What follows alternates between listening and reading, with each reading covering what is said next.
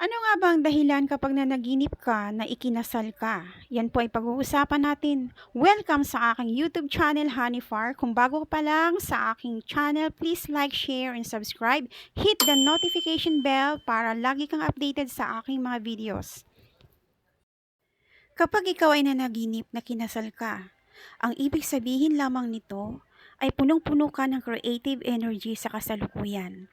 At ikaw ay punong-puno ng pag-asa na magiging masaya at maganda ang magiging future mo. May kasama ka man sa buhay o wala sa ngayon, ikaw ay masaya. Kontento ka sa kung ano meron ka ngayon. Pwede rin itong i-interpret ng union sa iyong sarili. Or buong-buo talaga ang tiwala mo sa iyong sarili. Happy ka sa kung anong meron ka sa kasalukuyan.